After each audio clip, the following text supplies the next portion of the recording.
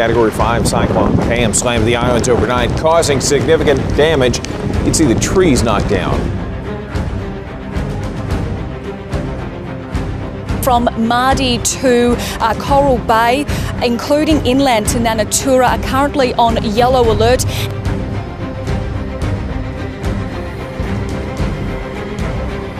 The eruption was captured by NASA cameras on Wednesday. Solar flares are intense emissions of radiation. The largest of the 4 sinkholes is more than 1,000 feet deep.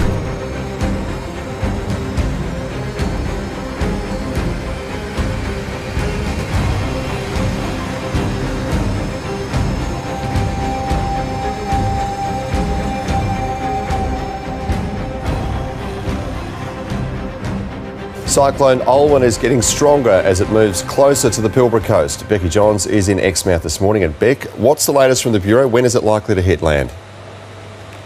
Well, Tim, forecasters are predicting Cyclone Olwen will make landfall at 5 a.m. tomorrow morning. Now, she rapidly intensified overnight to a Category 2, and when she hits land, she's expected to be at a whopping Category 3. Now, residents from Mardi to Coral Bay, including inland to Nanatura, are currently on yellow alert, and people who live from Wing Creek to Mardi are on blue alert. Now, the cyclone is currently 455 kilometres north-northeast of Exmouth and is tracking in a southerly direction at 15 kilometres an hour. Now, we are being warned today to expect very destructive gusty winds of up to 165 kilometres an hour, heavy rainfall and very dangerous storm tides. And Tim, authorities are warning residents to prepare today, get their stuff sorted, get their belongings inside, buy supplies from the store before it's too late. Back to you. Thank you, Beck.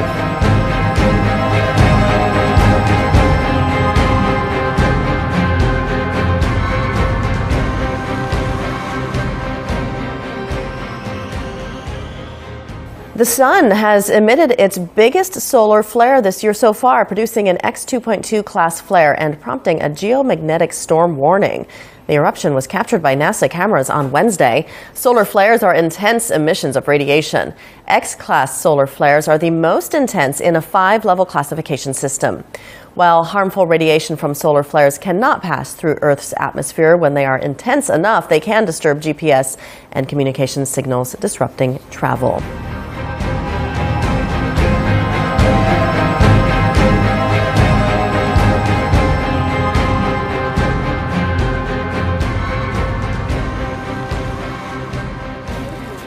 These people aren't taking any chances. It's been reported that locals ate bats from this tree and contracted Ebola virus, beginning what has grown into the worst outbreak of the virus ever recorded. The bats brought the Ebola in this village, according to the white man and the government. As the head of the young people in this village, we have decided to burn this tree so that no bat will bring Ebola.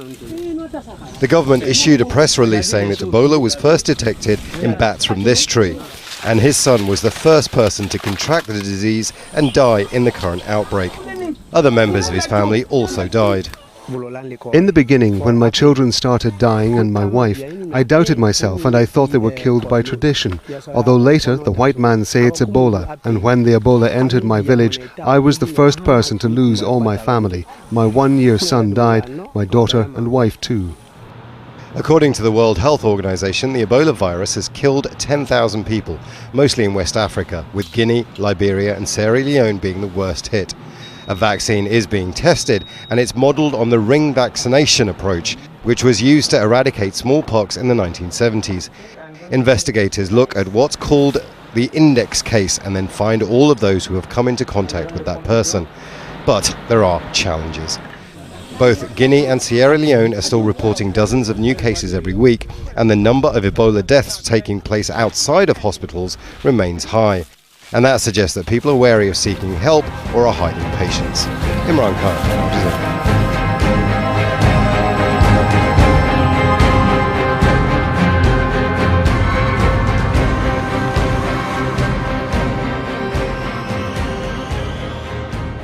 Welcome back to Asia Today. Japan and France signed an arms transfer agreement on Friday, paving the way to jointly develop drones and other unmanned equipment as Japan seeks to play a greater military role internationally.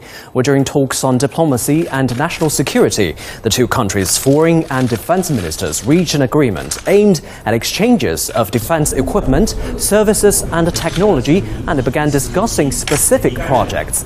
Prime Minister Shinzo Abe's government is preparing to make legal changes to accommodate plans to bolster Japan's defense role, allowing it to defend a foreign country under attack. Japan has signed similar arms equipment and technology transfer agreements with the US, Britain and Australia. Meanwhile, the Japanese ruling coalition, the Liberal Democratic Party and the Komeito Party have hosted consultations on a new security law in Parliament. The ruling coalition is considering Japanese self-defense forces to be deployed at the request of international organizations, even without a UN resolution. South Korea says the Democratic People's Republic of Korea has fired 7 surface-to-air missiles into its eastern waters. South Korea's defense ministry says the missile firing exercise was conducted on Thursday evening and was observed by top DPRK leader Kim Jong-un. The test came as the United States and South Korea finished the first of 2 large-scale annual military exercises on Friday. The exercise, called the Key Resolve, began earlier this month, while the other massive exercise will continue into April. South Korea says the drills are defensive, but the DPRK sees them as a rehearsal for an invasion.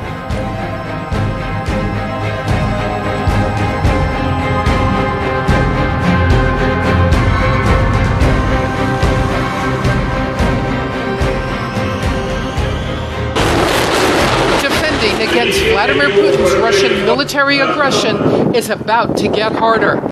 The head of NORAD, the North American Aerospace Defense Command, warning a new generation of Russian cruise missiles could strike critical military radars and missiles inside the United States. The development of the cruise missiles that they have that have a very long range, that from eastern Russia, they can range critical infrastructure in Alaska and in Canada that we rely on for a homeland defense mission. This is the missile, the KH-101. It's a non-nuclear, long-range cruise missile now in the final stages of Russian development. Its 2,000-mile-plus range gives the Russians the ability to fire from near their own coastline. It's highly precise, flies low, and is difficult to detect. If we don't have the ability to detect it, we can't defend against it. That means not just Alaska is at risk, but even the eastern United States from potential missile launches in the Atlantic. Russia already has doubled its long-range Bear bomber patrols around U.S. coastlines in the last year. Now 10 a year, more than 100 around Europe, the most flights since the Cold War. In the last month, several U.S. officials publicly sounding warning. Russia's provocations are only more worrisome in light of Vladimir Putin's intense focus on building up and modernizing Russia's military forces. The top U.S. commander in Europe even raising nuclear weapons concerns. There are those dual-use weapon systems that could very easily be nuclear or non-nuclear, and our ability to tell the difference between one and the other is very tough, and this is very worrisome.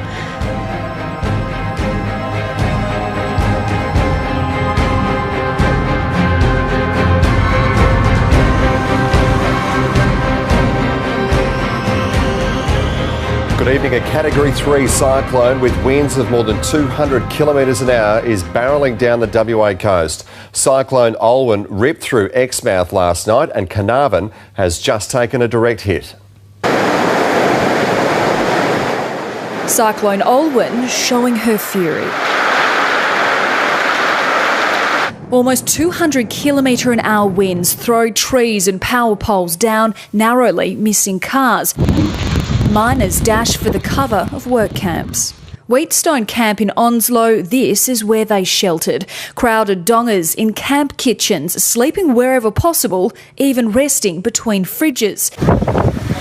Chevron employees working on Barrow Island evacuated to the Europa cruise ship. They say seasickness tablets ran out and there was no reserved area for women. I was jumping up and down like a bucking horse yesterday with 400 people on it being sick.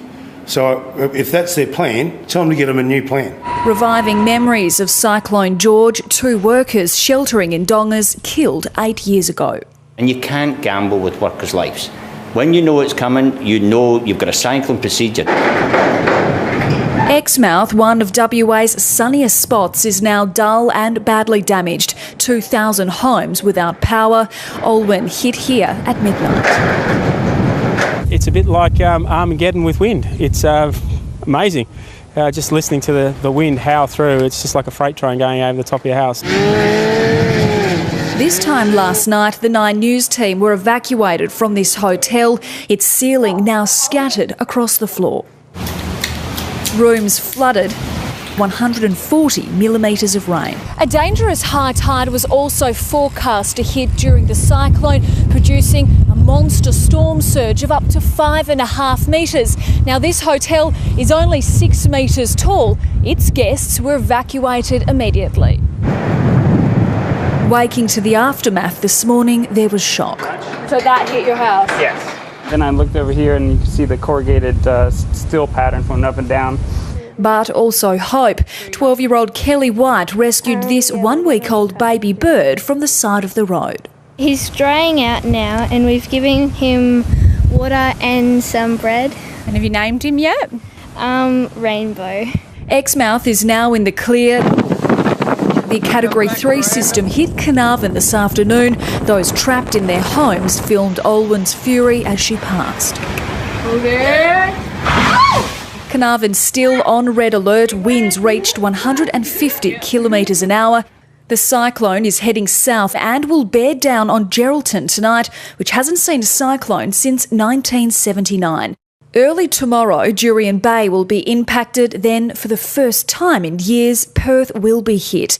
This is Cyclone Alby. In 1979, 5 people were killed. This time it will be a much gentler system, but we're still being warned to brace for a severe storm.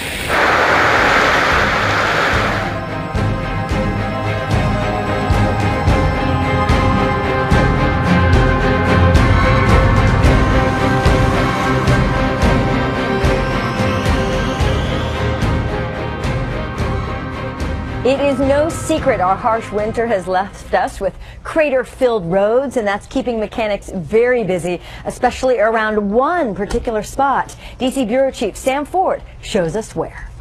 As the pothole strikes in the city continue to mount. I had to get it fixed. I had to spend like $200 to get it fixed. I lost air, 2 hubcaps, bent rim. My tire just exploded, man.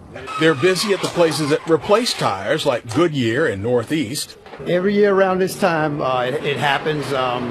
Customers become a victim of these holes. And if you're not in the market or can't afford new tires, there are tire repair shops, many along Bladensburg Road Northeast. And one repairman says there's a pothole here on South Dakota Avenue that just keeps on giving. I got 9 last week, then today I got 2. From one pothole? One pothole. Now, the city pothole repair crews are out there. We spotted one working this week at Benning and East Capitol, throwing asphalt into monstrous holes. But it's often the smaller holes that cause the most damage. By the time you see them, it's too late. So they stay busy at the small DC shops. How much does a patch job like that cost? $35. $5? $35. And at Goodyear. Is one tire any better dealing with potholes than another? No tire is invincible from these potholes. Sam Ford, ABC 7 News. Now, crews are making some progress in the war against potholes. We reached out to road crews to find out their status. Prince George's County tells us their workers have patched 5,500 potholes. In Montgomery County, more than 2,000 potholes have been repaired.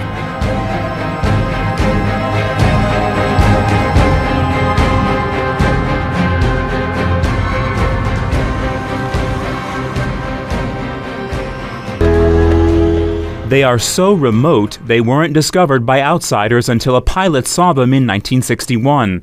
And it wasn't until 1974 that these mammoth sinkholes atop a mountain in Venezuela were first explored. called Cerro Sarisariñama, the tabletop-like mountain, or Tepui, is located in a national park in Venezuela's Bolivar state, near the border with Brazil. The largest of the 4 sinkholes is more than 1,000 feet deep, and the deeper you go, the wider it gets, to more than 1,600 feet at the bottom. The sinkholes were formed by the erosion and eventual collapse of quartzite caves inside the mountain. Each sinkhole is so isolated that it contains its own unique ecological system and are off limits to all but scientists.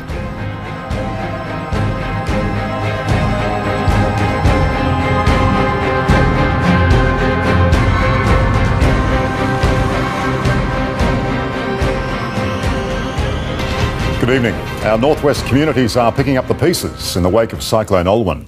After Olwen tore through Exmouth, Carnarvon was the hardest hit. Banana plantations, homes and businesses ravaged by the worst storm the town has seen in more than 50 years. Rebecca Johns is there. Rebecca, how bad is the damage this evening? Well, Liam, the roads up here only reopened a short time ago, which allowed us to drive into Carnarvon to see the damage Cyclone Olwen left behind. Now, I have spoken with several residents who told me they were only bracing for a Category 1, but Olwen tore through Carnarvon as a Category 3, packing wind speeds of up to 160 kilometres an hour. As a result, many homes and businesses, much like this petrol station behind me, were left severely damaged. Many streets and roads were flooded, and Carnarvon's entire banana plantation was completely destroyed. The destructive force of Cyclone Olwen. The most powerful storm to hit Carnarvon in more than 50 years. Continuing its damaging path after pounding Exmouth yesterday. Wind gusts of up to 150 kilometres per hour peeled the roof from Jason Chaplin's house. He sheltered inside his home with his 2 young children as the Category 3 cyclone hit. The kids were absolutely petrified. Me and my wife here were worried as well. But once the roof started peeling off, then we thought we're in big trouble. The region's banana plantations completely wiped out. 74-year-old Tom Day lost his 5-hectare crop worth more than $500,000. All I could see was a lot of hard work I'd been doing for the last 6 months and preparing a whole new patch of bananas devastated. At the height of the storm, 3,500 homes were without power. The SES received nearly 80 calls for assistance.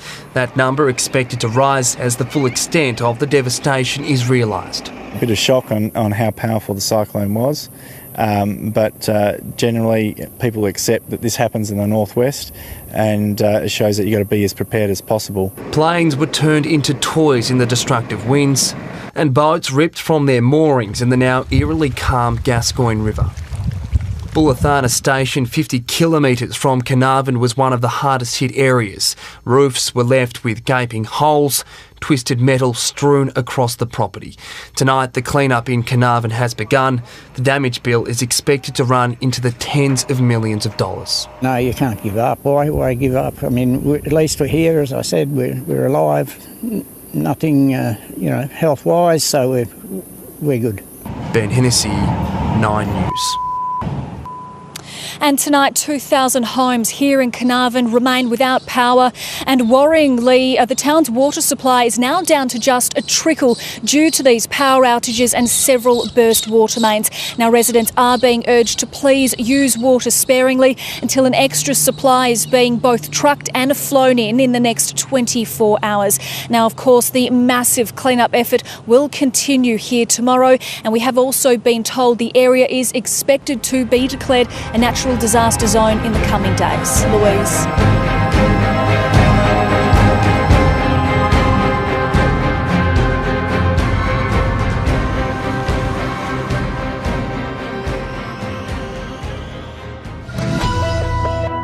Story developing out of the South Pacific this morning. Families in Vanuatu waking up without power and running water this morning. The reason why? Category 5 cyclone Pam slammed the islands overnight, causing significant damage. You can see the trees knocked down, lots of debris, and at its peak, the wind gusted to 168 miles per hour. It was one of the strongest cyclones seen in the region.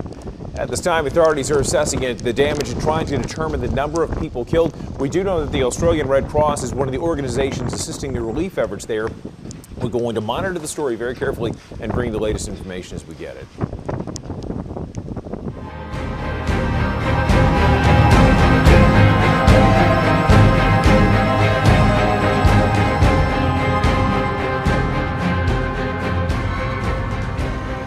A U.S. drone missile strike in Somalia killed the man suspected of planning the deadly 2013 attack on a shopping mall in Kenya. The drone strike came as Adan Garar, who was described as a senior member of the Al-Shabaab Islamic rebel group, was traveling by car through southern Somalia on Thursday. The drone launched Hellfire missiles on its first pass over the car, then circled around and fired a second time. It was the latest round in the long-running but almost invisible battle against Al-Shabaab, one of Al-Qaeda's many affiliates.